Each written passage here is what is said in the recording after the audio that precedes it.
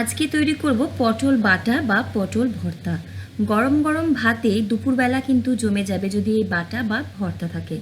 নমস্কার সবাইকে, আবারও একটা নতুন ভিডিওতে সবাইকে স্বাগত। আমি এখানে 250 গ্রাম পটল ভালো মতো ধুয়ে নিয়েছি। দুটো দিকে একটু করে বাদ দিয়ে নিয়ে খোসা শুদ্ধই টুকরো করে নিচ্ছি। টুকরোগুলো একটু ছোট ছোট করছি যাতে রান্নাটা তাড়াতাড়ি হয়ে যায় আর করতে একটু সুবিধে হয়। চাইলে হালকা করে একটু খোসা ছাড়াতে পারেন, তবে পটল বাটা বা ভর্তাতে খোসা ছাড়ানোর দরকার পড়ে না।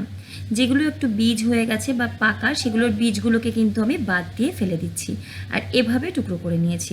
কড়াইতে নিয়ে নেব 1 টেবিল চামচ পরিমাণে সর্ষের তেল। যে কোনো বাটা বা ভর্তা সর্ষের তেলেই সবচেয়ে বেশি ভালো লাগে। তেল গরম হয়ে গেলে এখানে 1/4 চা চামচ পরিমাণে দিয়ে দেব কালো জিরে। জাস্ট 5 সেকেন্ড তেলে কালো জিরেটাকে রেখে একটা পেঁয়াজ কুচি করে রেখেছি, মানে খুব বেশি ছোট করিনি টুকরোটা, সেটা দিচ্ছি। এখানে 1/2 ইঞ্চি আদা ছোট টুকরো করা, আর রসুন কিন্তু বেশ 8 থেকে 9টা মতো দিচ্ছি। হালকা করে সমস্ত কিছুকে ভেজে নেব। তারপর দিয়ে দেবো এখানে 6 থেকে 7টা কাঁচা লঙ্কা। বাটা বা ভর্তাটা ঝাল হলে খেতে ভালো লাগে, যদি ইচ্ছে না হয় লঙ্কাটা একটু কম বেশি করতে পারেন। 2 থেকে 3 মিনিট মতো সমস্ত কিছুকে ভেজে নিয়ে দিয়ে দিয়েছি কেটে রাখা পটল। এখনই আমি এখানে কোনো নুন দেব না, নুন দিলে জলটা ছাড়তে শুরু করবে পটল থেকে।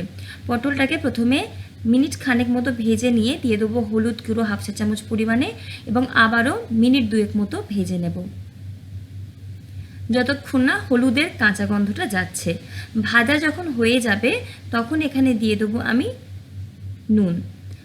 নুন দিয়ে ভালো মতো সমস্ত কিছুকে মিশিয়ে ঢাকা দিয়ে পটলটাকে সেদ্ধ করে নেব। নুন দেওয়ার ফলে পটল থেকে জল ছাড়বে, নিজে থেকে সেদ্ধ হয়ে যাবে, এক্সট্রা জল দেওয়ার আর দরকার পড়বে না। ঢাকা দিয়ে লো ফ্লেমে রেখে দিয়েছিলাম 4-5 মিনিট মতো। প্রয়োজন হলে একবার ঢাকনা খুলে নাড়াচাড়া করে দিতে পারেন, আর যদি মনে হয় যে শুকিয়ে যাচ্ছে সেক্ষেত্রে অল্প একটু জলের ছিটে দিতে পারেন। পটলগুলো কিন্তু এখানে বেশ সেদ্ধ হয়ে গেছে খানিকটা। এখানে আমি বেশ কিছুটা চিংড়ি মাছ দিচ্ছি। আমি 5টা চিংড়ি মাছ একটু বড় সাইজের ছিল বলে টুকরো করে নিয়েছি। ছোটো ছোটো চিংড়ি মাছ হলে নিজেদের পছন্দ অনুযায়ী একটু কম বেশি করে চিংড়ি মাছের ব্যবহার করতে পারেন। আসলে চিংড়ি মাছের ফ্লেভারটাই পটল বাটা বা ভর্তাতে দারুণ লাগে। চিংড়ি মাছটার সাথে সমস্ত পটলটাকে মিনিট খানেক প্রথমে হালকা করে একটুখানি নেড়ে চেড়ে নেব। তারপর কিন্তু ঢাকা দিয়ে 2 থেকে 3 মিনিট লো ফ্লেমে রেখে দেব চিংড়ি মাছটা সেদ্ধ হয়ে যাওয়া অবধি। যদি পটল বাটা এভাবে করে না থাকেন অবশ্যই একবার তৈরি করে জানাবেন কেমন লাগলো। আর ভিডিওটা ভালো লাগলে লাইক, কমেন্ট, শেয়ার আর সাবস্ক্রাইব করে পাশে থাকার অনুরোধ থাকবে। এখানে কিন্তু চিংড়ি মাছটাও ভাজা হয়ে গেছে, আর নুন হলুদ আমি এখানে প্রয়োজন মতো কিন্তু দিয়ে দিয়েছিলাম। তো এবারে মিশ্রণটা কিন্তু আমাদের একদম রেডি। গ্যাসের ফ্লেমটাকে বন্ধ করব এবং ঠান্ডা হতে দেব। ঠান্ডা হয়ে গেলে শিলনোড়া হোক বা মিক্সির জারে নিয়ে জল না ব্যবহার করে একটু শুকনো শুকনো করেই কিন্তু বেটে নেব। যতটা সম্ভব শুকনো করে বাটলেই পরে রান্নাটা করতে আরও আমাদের কিন্তু সুবিধা হবে বা তাড়াতাড়ি হয়ে যাবে। তো এখানে পটলটাকে সমস্ত শুকনো করে মানে জল দিয়ে বেটেছি, আর যেহেতু শিলে বেটেছে আমি একদম ঠান্ডা করে নিয়ে বেটে নিয়েছি। তো বেটে নেওয়া পটলটা এখানে একটা প্লেটের মধ্যে আমি তুলে নিলাম। তো এবারে অন্য একটা কড়াইতে তার মধ্যে কিন্তু আবার আমি 1 টেবিল চামচ পরিমাণে নেব সর্ষের তেল। সর্ষের তেল এখানে গরম হয়ে গেলে 2 থেকে 3টে গোটা শুকনো লঙ্কা আমি এখানে একটা দুটো একটু ভেঙেও নিয়েছি। শুকনো লঙ্কাগুলোকে একটু গ্যাসের ফ্লেমটা লোতে রেখে বেশ মুচমুচে করে ভেজে নেব, যেমন আমরা সাধারণত ভর্তা, আলু ভর্তার জন্য বা যে কোনো রকম ভর্তার জন্য ভাজি। তো শুকনো লঙ্কাটা ভাজা হয়ে গেলে এখানে অল্প 1 চিমটি কালো জিরে দিচ্ছি, আর দিচ্ছি এখানে 1/2 চা চামচ পরিমাণে রসুনের কুচি।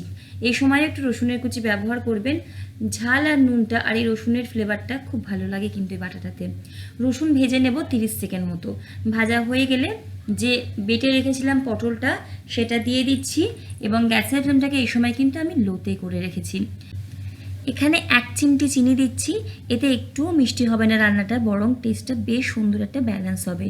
এবারে গ্যাসের ফ্লেমটা মিডিয়ামে রেখে সমস্ত কিছুকে ভালো মতো নাড়িয়ে চাড়িয়ে নিয়ে ভেজে রাখা শুকনো লঙ্কাগুলোও দিয়ে দিচ্ছি হাত দিয়ে গুঁড়ো করে, আর একটা শুকনো লঙ্কা রেখে দিচ্ছি লাস্টে আমি ডেকোরেশন বা সাজানোর জন্যে।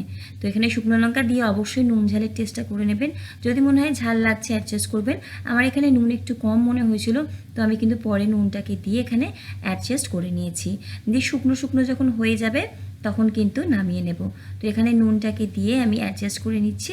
ঝাল আর নুনটা যদি একটু বেশ ভালো হয় তাহলে কিন্তু খেতে আরও বেশি মজা হয়। তৈরি হয়ে গেল আমাদের পটল বাটা বা ভর্তা। যারা এভাবে তৈরি করেছেন তারা তো জানেনই এর স্বাদ, আর যারা তৈরি করেননি অবশ্যই তৈরি করে জানান কেমন লাগলো।